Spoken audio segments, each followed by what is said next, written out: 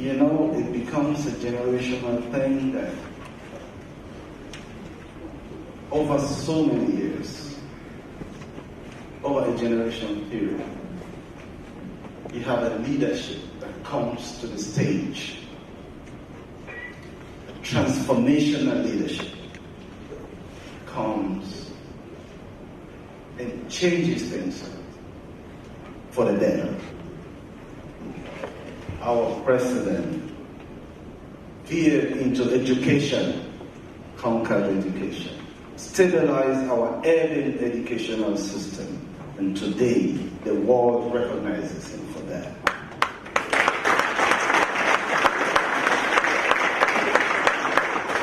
We talk about educational system today. Sierra Leone is highlighted. I have an aspirational feeling that in the next couple of weeks, months, we'll be talking about agriculture in Sierra Leone. With a minister like Mr. Bangura, we're going to get there.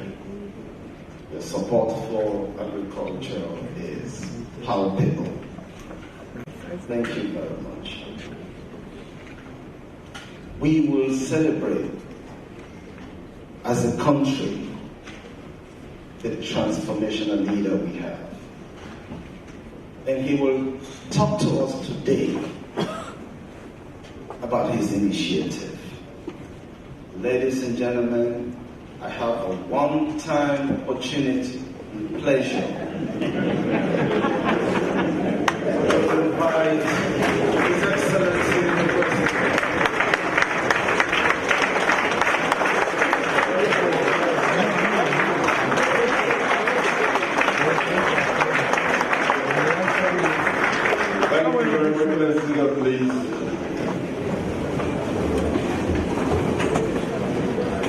Everybody is excited because we are talking about food. I hope we had some before we came here. And we are going to get more after here. Amen.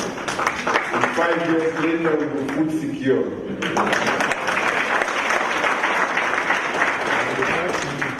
I bought into this vision because this is not the panacea or the silver bullet, I would call it. But we have a problem of unemployment. We have the youth bulge. We are not food secure.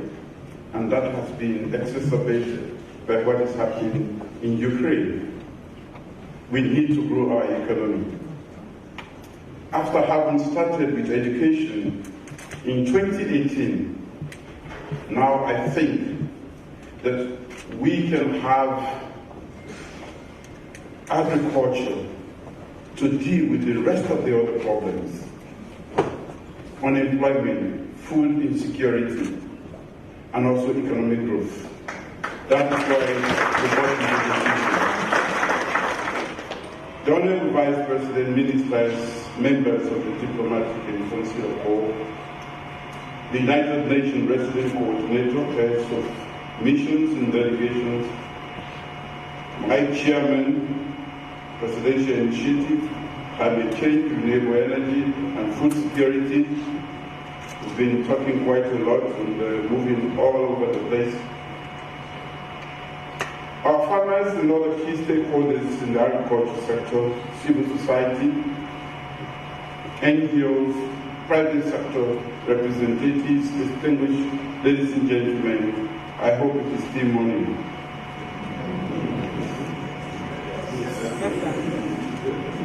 Sierra Leone truly needs to feed itself and also develop with pride and dignity.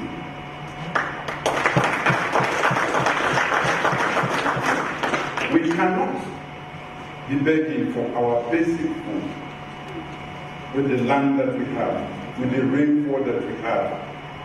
It is not dignified, Sierra Leone.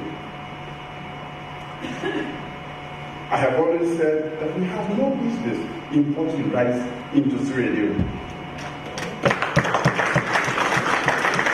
There is no reason for our nation to be a net food importer when our country is richly blessed with abundant land, water resources, ample sunshine, and accessible labor force. We have been too lazy. We must change this narrative. For a very long time, we say agriculture has been the mainstay of our economy, accounting for an average of 51% of GDP, especially over the last decade, and it employs approximately 65% of the labor force, but mainly in subsistence farming. We have to change all of this. While we possess high agricultural potential, we do not feed on potential. Agriculture yields and labor productivity have been very, very low, partially due to huge infrastructural bottlenecks and financing gaps. And already alluded to the gaps in infrastructure and financing. And this is where we want our partners to come on board. We are ready to work, as we have done for education, where we launched in August, on August 20th, 2018. Now we have over 1 million kids in school, new. And now this year we have produced over 137,000 kids that have passed clearly to go to university.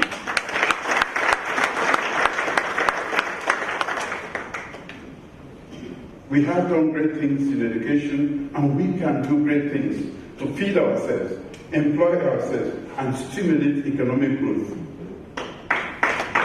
And provide jobs for our kids. The youth board should not be a force. It should be a blessing. But it can only be a blessing if we invest in our youth. Now, we have invested in basic education, and today we have 137 kids who are ready to go into university. I don't even have that space in all my universities and higher institutions of education. That is how determined we were, and that is how limited we have been in terms of resources to make provisions for them. But I've challenged my Minister of Technical and Higher Education to work with the universities and other institutions to provide space for them. We have to be educated, to be a meaningful part of the 21st century, and to even undertake the fifth salon that we are talking about.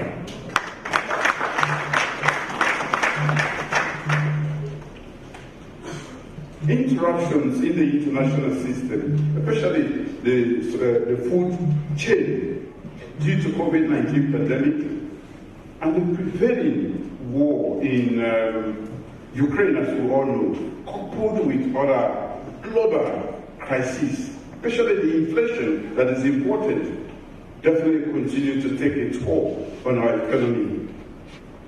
Our people are suffering the pinch. There is no way out of this. We have to find a way to deal with that. This has led to increasing costs for food in Sierra Leone, as we all know. And that affects the living condition of our people. If food is unaffordable for the least of our people, then this is a serious problem. My reaction to this is feed SALONE. As dark as these challenges are, we must see them as opportunities too. And that is why my reaction has been that I cannot have such rainfall and land, available arable land, and complain about food prices. Sierra Leone, we must produce our own food. The persistent economic headwinds and collapse of the community crisis facing low-income countries like ours is a challenge, but also an opportunity to diversify. So we are diversifying now. Since the advent of gold and diamond, we left the agricultural fields and went into the holes. We've been mining for the past close to 100 years, and some people are still to account for destroying our environment,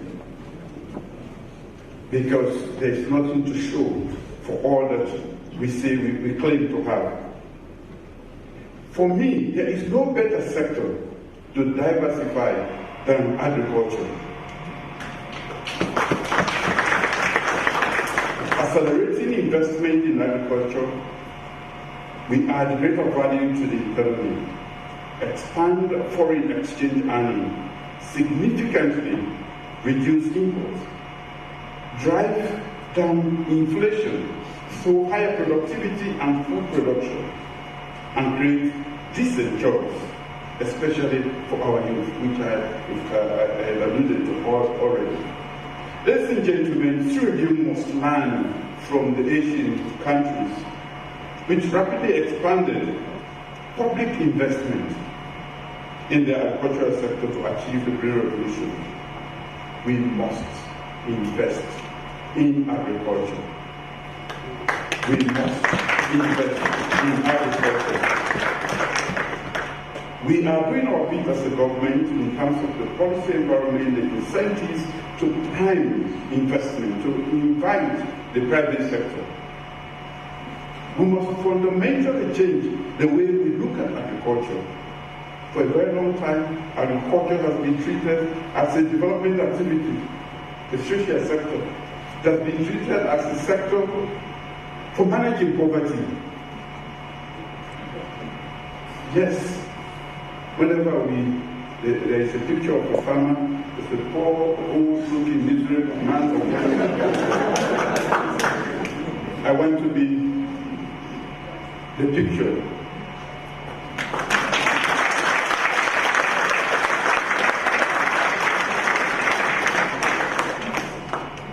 I think I can feed this population in here with the fish that I have contributed for the past. For 1 month, I can feed all of you with fish.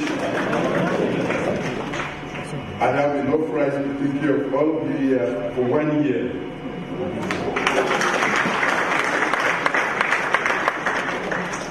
And I want to be an example. No more should we display pictures of miserable-looking men and women as symbols of agriculture. I want to particularly from my Minister of Youth Affairs. He has a great fish farming project in this country, worthy of emulation.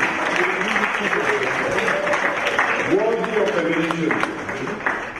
If we can just replicate that in all the districts, I tell you, we have enough fish, and we will not need the Ministry of Marine Resources. They have to go at the sea. When I'm ready for my fish, I go into my pond, get the type. If I want tilapia today, I eat tilapia. I'm not going to eat snapper when I want to eat tilapia. And I have catfish and other things. So I have a choice. It's not frozen. I have to freeze it if I want to, but I can have raw fish.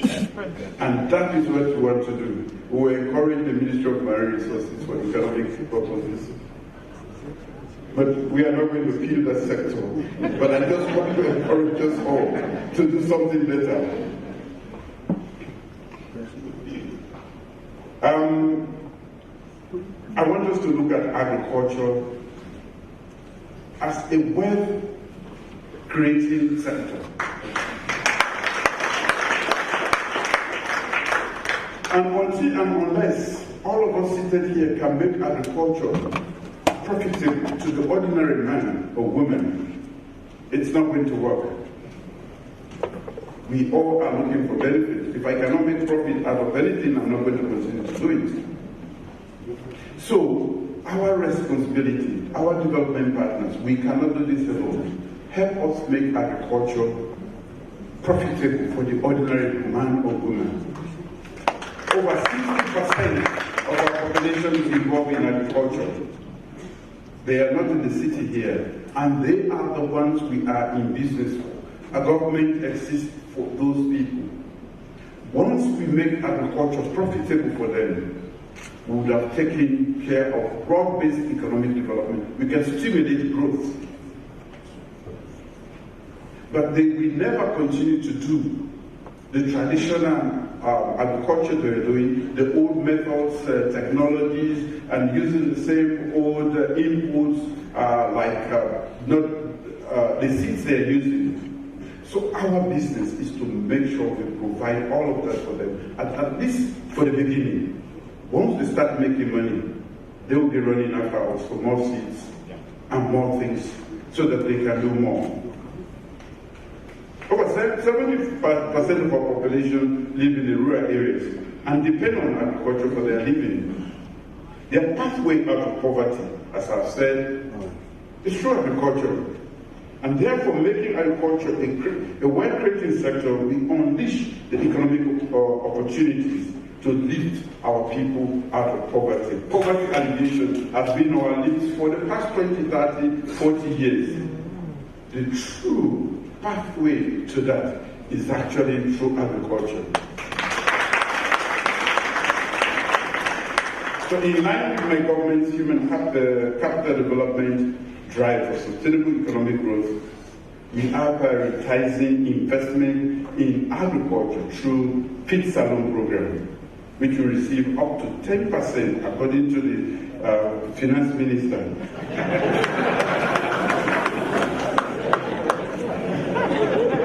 Of our national budget allocation over the next 5 years.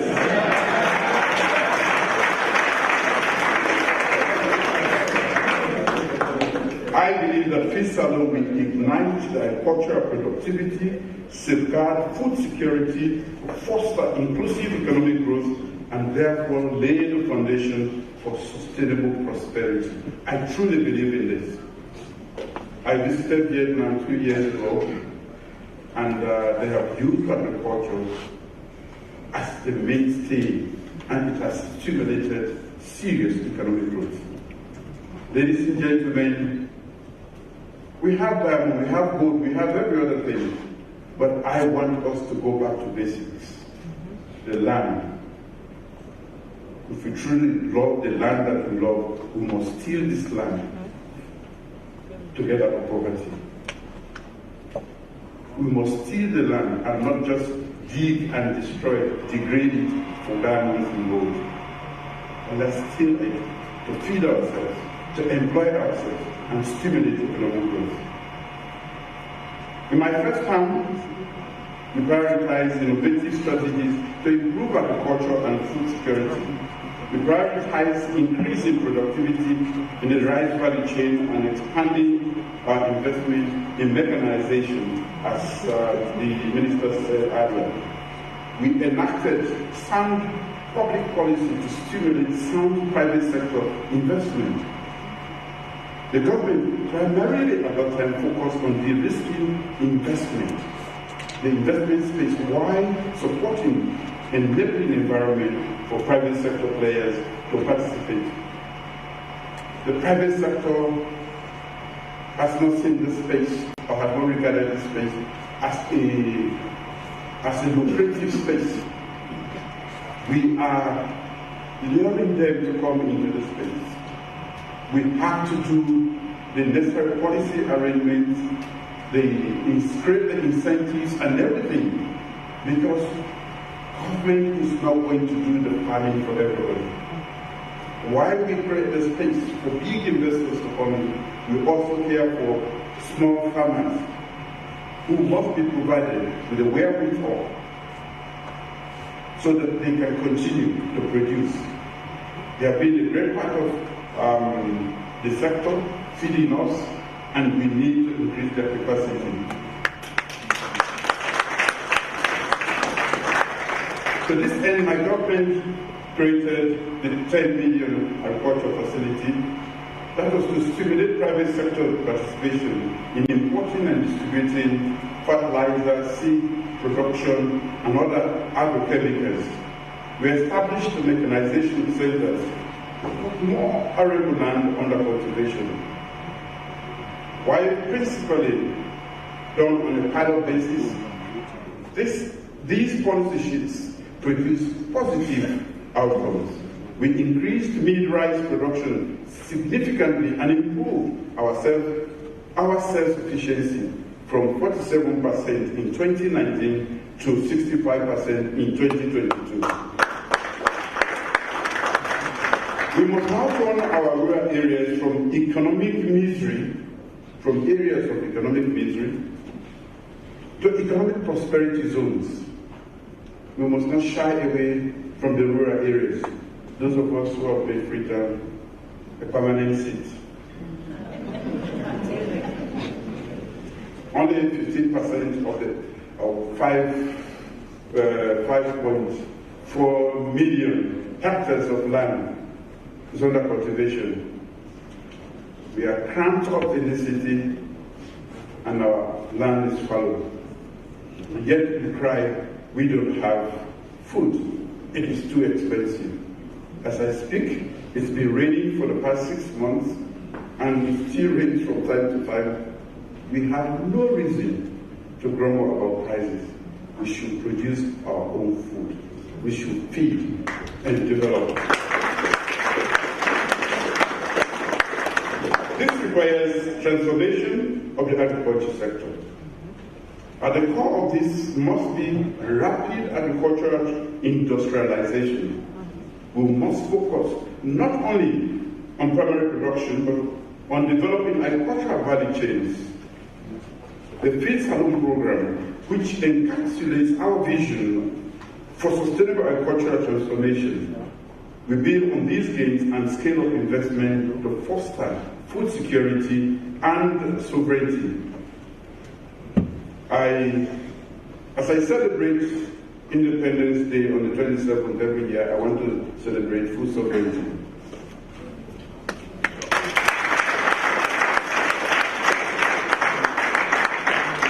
That is better for us. Let this generation of leaders and Sierra and our development partners make it possible for us to also celebrate Food Sovereignty Day, where we know we can produce enough and to export, to employ, and to create economic activity. The Field Salone initiative has 5 specific goals. 1, to reduce importation of our key staple foods, including rice, onion, and poultry products. 2, to boost export earning from our cash crops like cocoa, coffee, cashew nuts, and other things. 3, to create jobs and rejuvenate the rural areas, using agriculture as the driver of new growth, jobs, and wealth creation. The 4th is to reduce hunger and malnutrition. A hungry man is an angry man. Even the women, when they are hungry, they are angry. 5th, being resilient to economic shocks. Women are even more angry when they are hungry. Ultimately, my government, we aim to build a resilient economy from the ground up with agriculture at the core of this whole process. Our vision is to take advantage of our soil wealth, grow agriculture as a business, as I've said, in a climate-friendly way, and leverage it as a fundamental source of national prosperity. This will inspire citizens, especially the youth, to see agriculture as a profitable and sustainable business. The Ministry of Agriculture and Food Security will lead the formulation and implementation of the Feed Salone Transformation Agenda, with the overarching objective to improve agricultural productivity for food security and sovereignty in Sierra Leone. The newly created presidential initiative on climate change, renewable energy, and food security, headed by my brother, Dr. Kande Yonkela, we support the ministries in these three work streams for coherence of policy and effective implementation coordination. I will also establish a presidential council on agriculture that I will chair. The presidential council that I will chair will constitute ministries, departments, and agencies, private sector, farmers, academia, research institutions, civil society, and also our farmers to oversee the successful implementation of the Feed Salone program.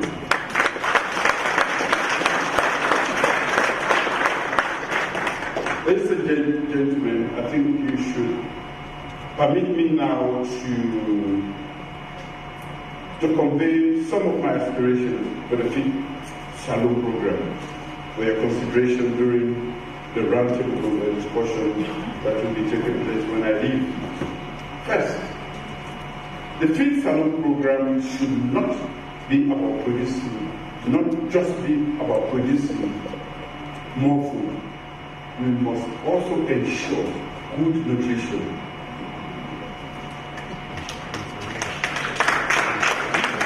This is because our people still suffer from high levels of malnutrition and stunting, and many children die every year for malnutrition, which is a silent killer.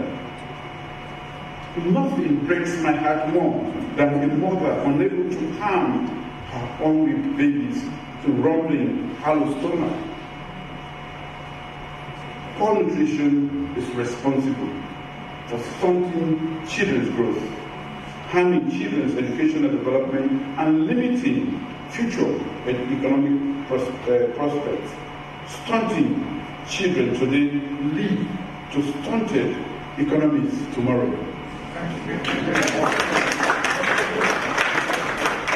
Therefore, the most important infrastructure we must build is grey matter infrastructure. Grey matter infrastructure,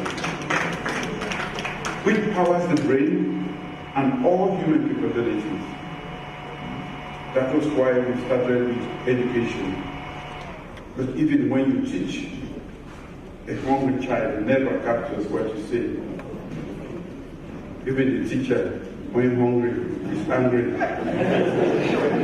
all the time and cannot teach very well. A hungry teacher is a bad teacher.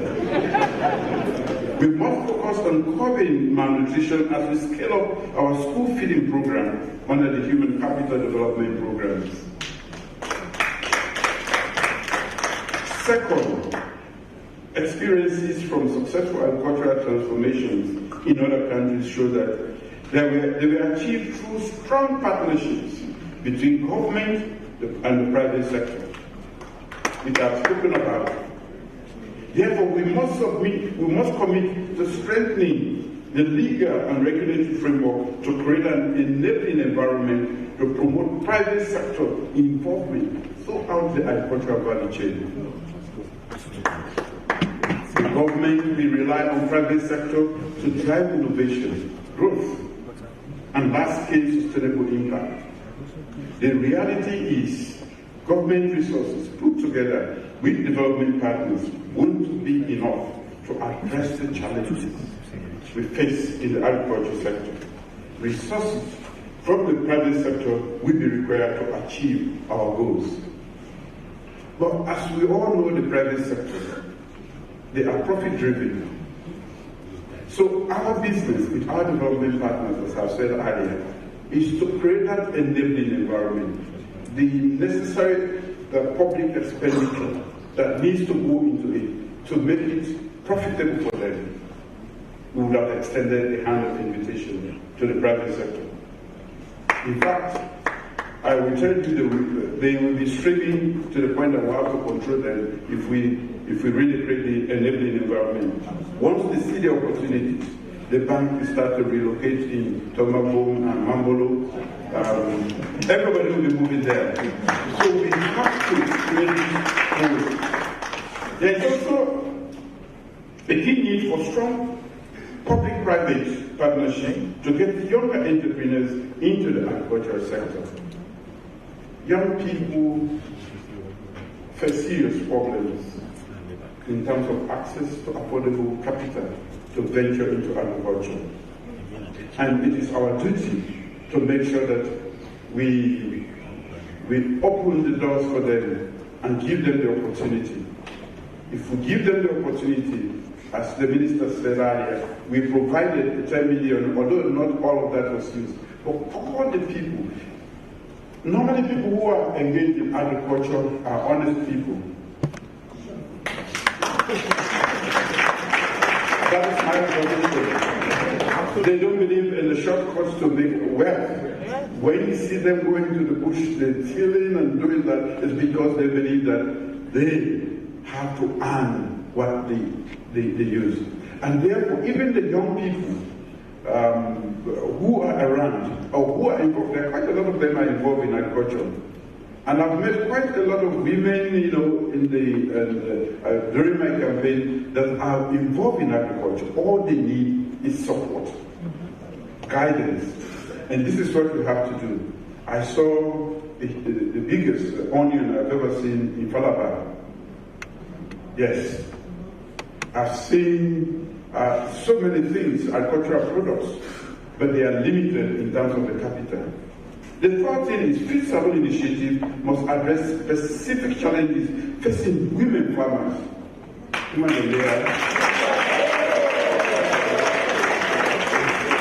That's the voice I like to hear. Because they form the majority of labor force in agriculture but lack access to land rights. When we get the issue of women's rights in agriculture, we finally get agriculture Israeli right.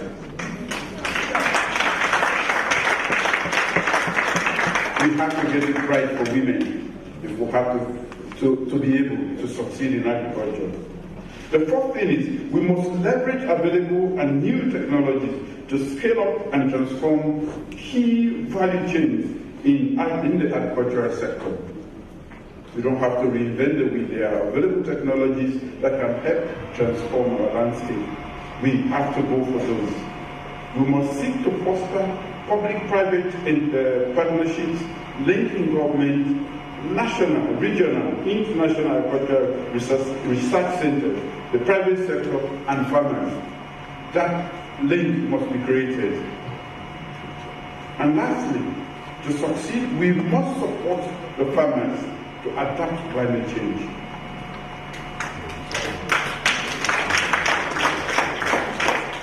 We are at the receiving end of climate change.